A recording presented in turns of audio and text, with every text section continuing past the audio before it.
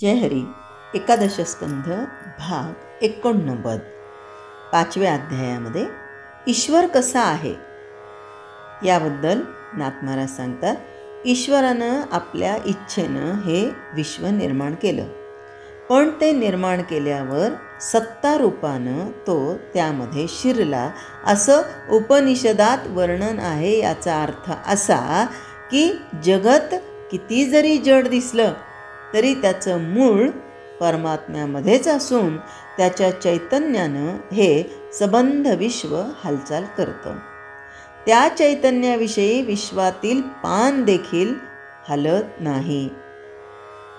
म्हणजे चैतन्य नाही तर विश्वातलं पान हलू शकत नाही. म्हणून चैतन्याशिवाय विश्वातील पान देखील हलत नाही असा साधू संतांचा प्रत्यक्ष अनुभव आहे. सगळ्या प्राण्यांच्या हृदयात अंतर्यामी रूपानं राहणारं हे शुद्ध चैतन्य सगळ्यांमध्ये असून पुन्हा अगदी अलिप्त असतं. सगळ्या प्राणीमात्रांमध्ये ईश्वर निरंतर भरलेला राहून अगदी भेदभाव रहित असतो. अत्यंत समसमानपणे सर्वांमध्ये तो राहतो. कल्पांतीही उणा अधिक होत नाही.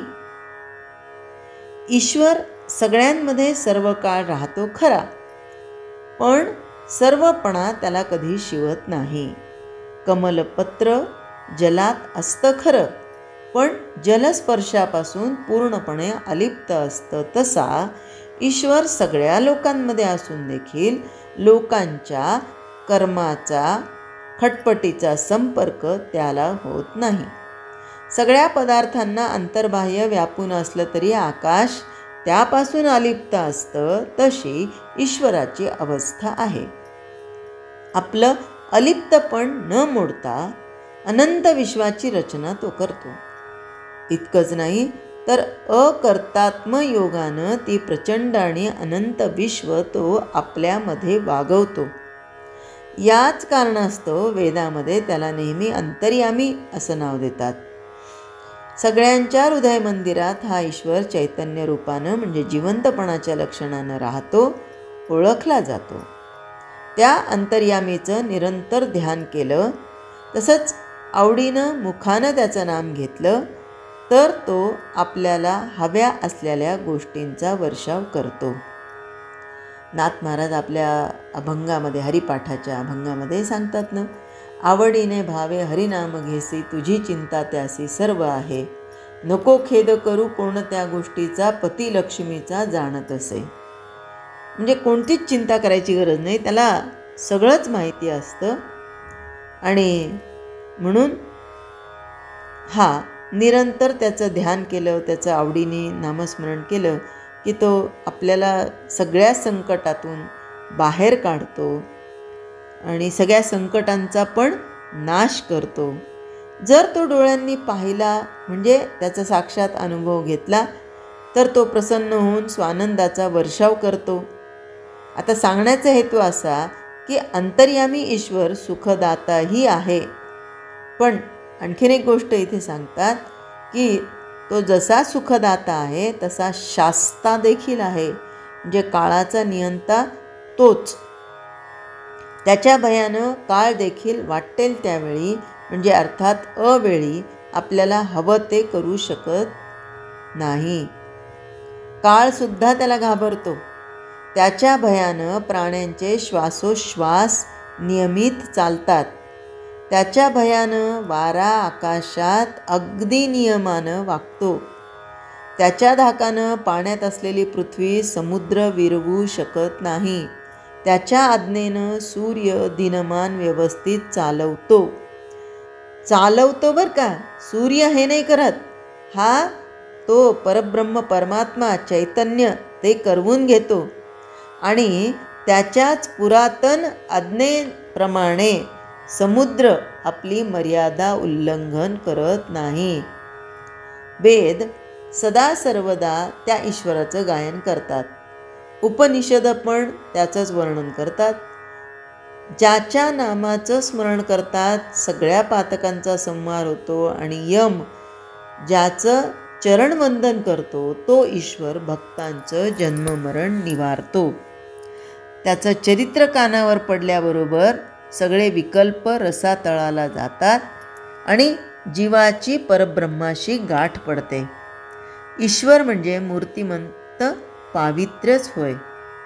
तो पावित्र्याची मूर्ती असून देखील दुष्टबुद्धीचे लोक त्याची पवित्र कीर्ती कानांनी कधी ऐकूनही घेत नाहीत.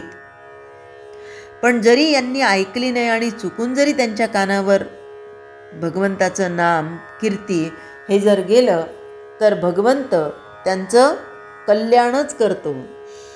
ते कसं? तर एक साधू होते. त्या साधूंनी बगळा बघितला आणि तो बगळा काय करत होता की पाण्यामध्ये आपली चोच बुडवायचा, ती चोच बाहेर काढायचा, दगडावर घासायचा.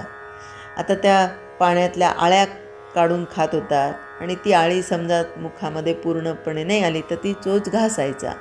आणि त्याच बाजूने एक राजा पण फिरत होता. तर सहज ते वाक्य राजाच्या कानावर आलं की तो साधू त्या बगळ्याकडे बघत सतत म्हणायचा, घिस घिस घिसा ऊपर डाला पानी, तेरे मन में क्या है वो बात तो मैंने जानी. घिस घिस घिसा ऊपर डाला पानी, तेरे मन में क्या है वो बात तो मैंने जानी. आता ते इतकं छान असं तालात स्वरात म्हणत होता, ते राजाच्या मनामध्ये ठसलं आणि राजा एकसारखं त्याचं ध्यान असं ध्यास त्याला लागला आणि तो ते स्मरण करत राहिला, घिस घिस घिसा ऊपर डाला पानी, तेरे मन में क्या है वो बात मैंने जानी. आणि काय झालं होतं, दुसऱ्या दिवशी ते राजाची दाढी वगैरे करण्यासाठी जो न्हावी आला होता तो पण तोच प्रकार करत होता. ते जे पातं असतं ते दगडावर घासायचं, पाण्यामध्ये बुडवायचं आणि राजाची दाढी करायची. आणि राजाच्या एकदम मनामध्ये ते स्फुरण झालं त्या वाक्याचं, घिस घिस घिसा ऊपर डाला पानी, तेरे मन में क्या है वो बात मैंने जानी. आणि राजा सरळ म्हणून गेल्याबरोबर नेमका तो न्हावी आता राजाची नस कापणार तितक्यात राजा बोलून गेला, घिस घिस घिसा ऊपर डाला पानी, तेरे मन में क्या है वो बात मैंने जानी. तो अबा बाबा बाबा तो न्हावी असं घाबरला, नाही नाही नाही नाही नाही राजे सरकार, याच्यामध्ये माझं काहीच दोष नाही आहे, मी काहीच नाही आहे. ते प्रधानांनी सांगितलं, प्रधानांनी मला पैसे दिले म्हणून मी असं करत होतो, माझा काहीच हेतू नव्हता, राजे सरकार मला माफ करा, मला माफ करा. चळ चळ चळ कापायला लागला. राजे सरकारांनी विचार केला, मी तर याला काहीच बोललो नाही, मग हा घाबरला कशामुळे. आणि लगेच त्यांनी तो जे वस्त्रा होता तो फेकून दिला हातातून. माफ करा पाय धरले राजाचे. राजाच्या लक्षात आलं हे काहीतरी वेगळं प्रकरण आहे. राजाने त्याला विश्वासात घेतलं, त्याला आधी खाऊ पिऊ घातलं, शांत केलं आणि म्हणाला, का रे बाबा म्हणे न्हाव्या, तू का बरं घाबरला म्हणे. नाही म्हणे राजे सरकार, तुम्हाला कसं समजलं. ते म्हणाले, मला कसं समजलं ते सोडून दे, पण तुला नेमकं काय करायचं होतं, तू का घाबरला.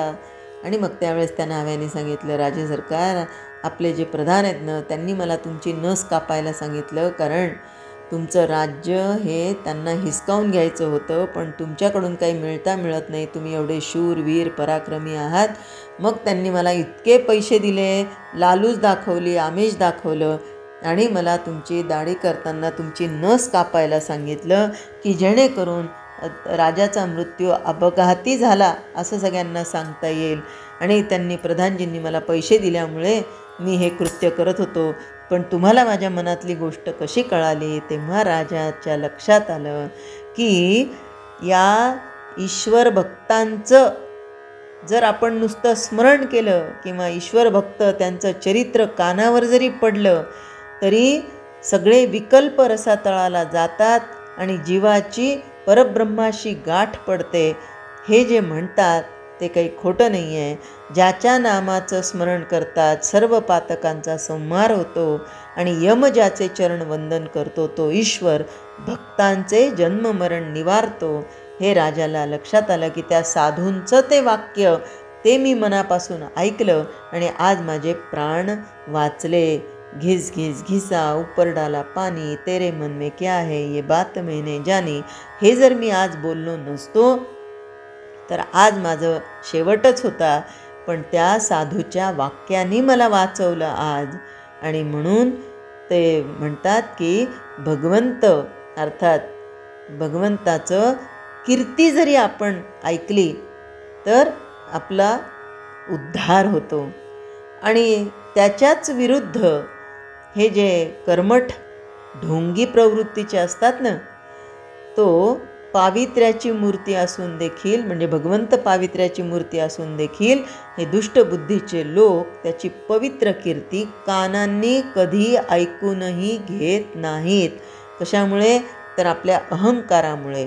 आणि दुष्टबुद्धीचे हे अभागी लोक ईश्वराची कीर्ती श्रवण करण्याऐवजी आपल्या मनोरथांच्या गोष्टी बोलत बसतात.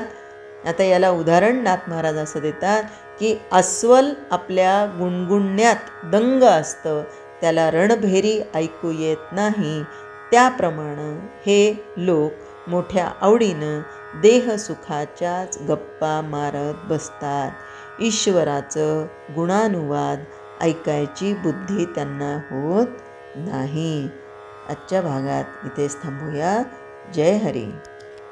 स्तोत्र मंत्र संपूर्ण भगवद्गीता, एकनाथी भागवत, भजन, भक्तिगीतं, डोहाळे, पाळणे, उखाणे व महिलांसाठी खास किचन टिप्स हे सर्व पाहण्यासाठी माझ्या यूट्यूब चॅनलला एकदा नक्की सबस्क्राईब करा आणि हो, लाईक व शेअर करायला विसरू नका.